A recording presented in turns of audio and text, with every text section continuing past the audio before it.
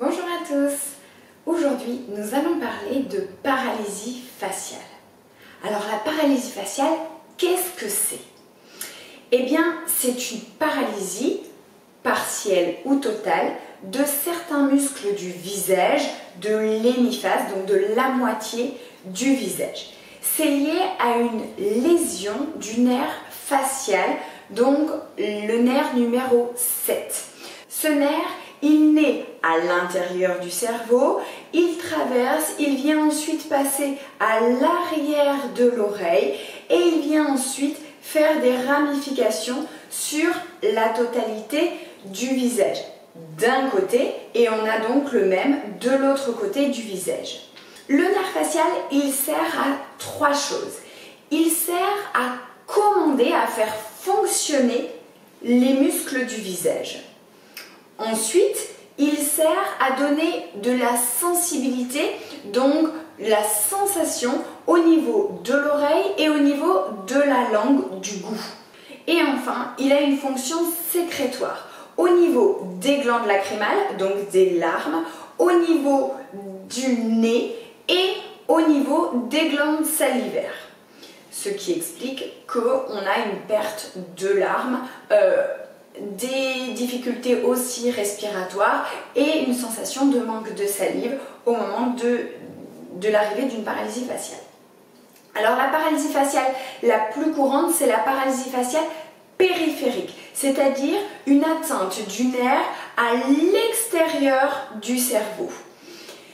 L'atteinte centrale, elle, c'est une atteinte donc à l'intérieur du cerveau et elle va être associée automatiquement à d'autres signes neurologiques comme une atteinte du bras de ce côté-là ou même de l'hémicorps de ce côté-là.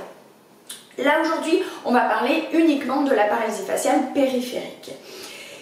Vous avez bien compris que c'est une atteinte du nerf numéro 7. C'est ce qui explique que certains muscles du visage, de la mâchoire notamment, fonctionnent toujours, puisqu'ils ne sont pas innervés par le nerf facial, mais par le nerf trijumeau, le nerf numéro 5. Et que la sensibilité du visage n'est pas touchée non plus, puisque c'est également le trijumeau qui s'en charge. On a aussi une bonne mobilité de la langue, puisque ce n'est toujours pas le nerf facial qui s'en charge, c'est le nerf hypoglosse, le nerf numéro 12.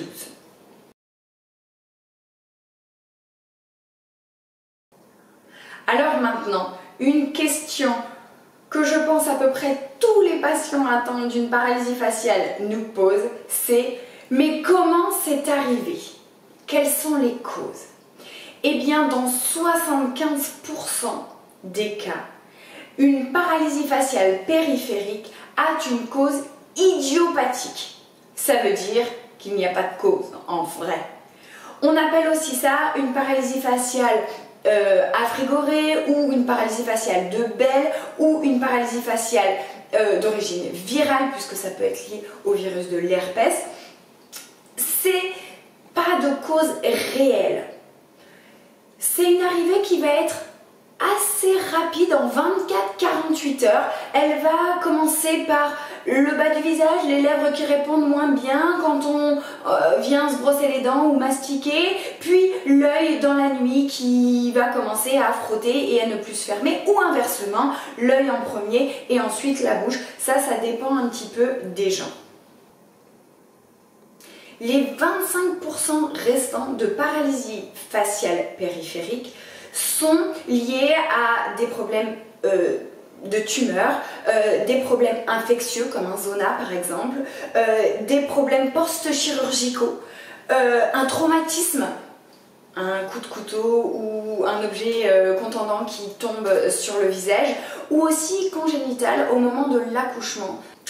Ça touche 0,02% de la population, avec une majorité aux alentours de 40 ans, en sachant que ce n'est pas parce que vous avez fait une paralysie faciale un jour que vous êtes plus à risque d'en faire une nouvelle plus tard. Pas plus. Alors maintenant, quelle est l'évolution de ces paralysies faciales? 80% des paralysies faciales périphériques idiopathiques récupèrent, pas forcément en totalité, mais en tout cas ont une récupération dans le premier mois. Et d'ailleurs, si aucune récupération n'est constatée dans le premier mois, c'est un signe de sévérité de la paralysie faciale avec obligatoirement des séquelles qui pourront être traitées puisqu'une paralysie faciale évolue pendant 1 an et jusqu'à 3 ans avec l'aide aujourd'hui des techniques chirurgicales qui permettent de redonner un visage équilibré et souriant au maximum.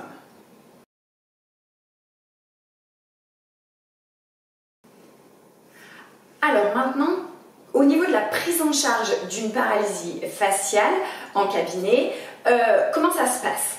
Eh bien, cela doit toujours commencer par un bilan et une évaluation individuelle, où on va évidemment parler des causes, de la date et de l'arrivée de l'apparition.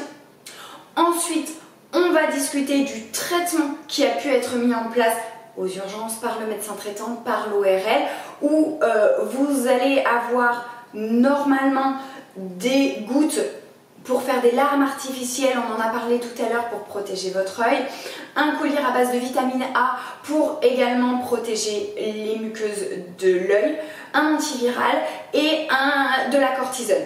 C'est non exhaustif, ça va également dépendre bien évidemment du bilan du médecin qui vous aura vu. Ensuite, nous, on va faire un bilan avec une cotation du grade initial de la paralysie faciale.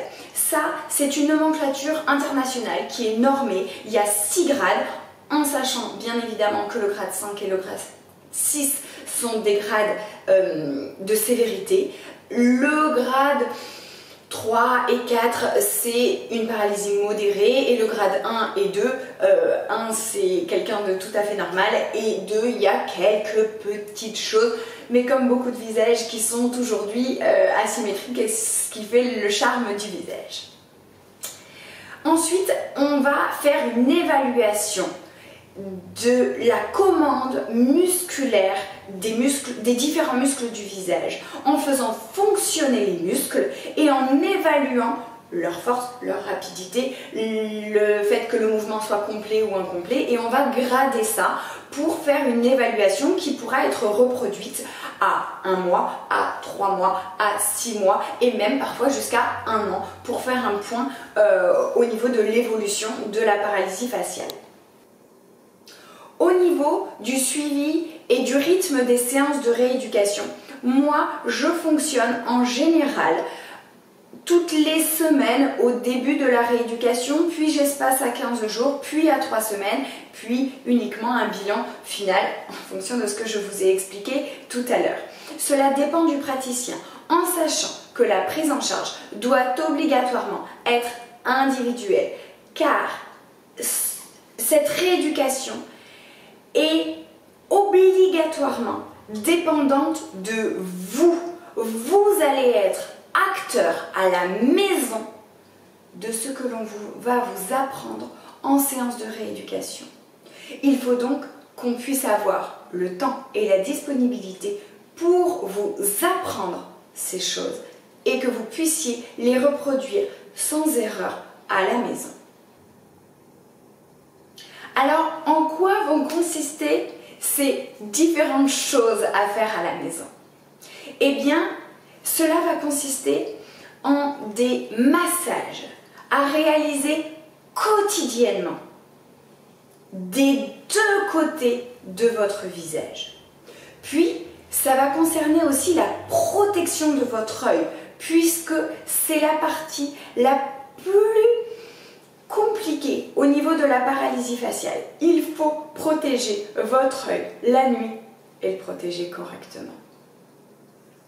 Et lui permettre de mieux bouger dans la journée, donc de ne le protéger que si nécessaire. Vous sortez à l'extérieur, il y a du vent, il y a des poussières, là on le protège, le reste du temps on lui laisse la possibilité de fonctionner. Puis ensuite, des exercices sans forcer.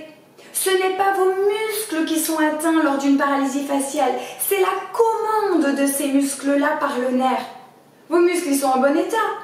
Ne les faites pas forcer, ils vont se fatiguer.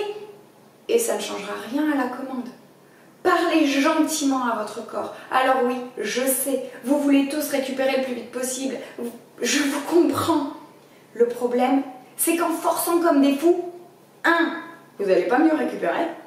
Et 2, vous risquez des séquelles de cette paralysie faciale à moyen ou long terme. C'est quand même pas ce que vous voulez. Donc, au niveau du massage, de la protection de l'œil et des exercices, je vous mets en lien des vidéos du professeur Peggy Gatignol qui exerce à la Pitié-Salpêtrière à Paris et qui m'a formée, très bien d'ailleurs, et qui a fait des vidéos qui sont très précises avec ses collègues sur ces différents points. Petite précision tout de même, la rééducation de la paralysie faciale peut être faite par des orthophonistes, comme à la Pitié-Salpêtrière à Paris, ou des kinésithérapeutes spécialisés en maxillofacial, ou pas forcément. Attention tout de même, je l'ai bien dit juste avant, ce n'est pas une atteinte musculaire, c'est une atteinte de la commande. Il est donc très important de faire en sorte de ne pas forcer sur la musculature. Ça veut dire qu'un kinésithérapeute qui vous incite à manger du chewing-gum, c'est interdit.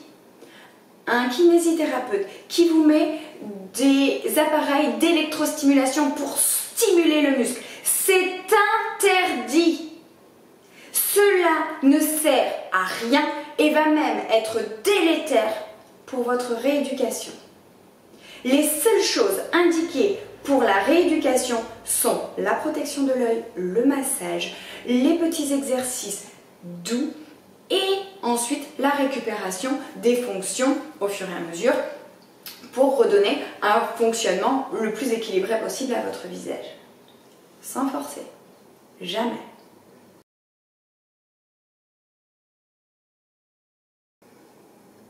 Et dernier point que je voudrais aborder avec vous parce que pour moi, c'est fondamental. Le corps physique, mécanique, ne peut pas être dissocié du corps énergétique, la circulation, le fonctionnement. Donc évidemment, je vous invite, si vous le souhaitez, à aller voir un ostéopathe, un acupuncteur, des praticiens de médecine douce pour relancer au niveau énergétique le fonctionnement de votre corps. Et cela ne peut pas être dissocié non plus du corps mental, émotionnel. Et pour ça, je vais vous lire des petits passages du Grand Dictionnaire des malaises et maladies de Jacques Martel, qui peut peut-être vous éclairer sur le lien entre la paralysie faciale et l'émotion associée. Alors il nous dit que la paralysie, c'est une impossibilité d'agir, reliée à la fuite, car la peur paralyse. Ce que je vis peut sembler tellement insoutenable et insurmontable que je préfère me couper, me rendre insensible. Pour la particularité de la paralysie faciale, avec cette paralysie, mon monde s'effondre, comme une gifle en pleine figure, ce qui m'oblige à m'arrêter, à prendre conscience de cette pression, de cette peur viscérale de montrer mes sentiments, parfois honteux. Sur ces belles paroles, je vous souhaite de passer une très bonne journée et bon courage à vous. Au revoir.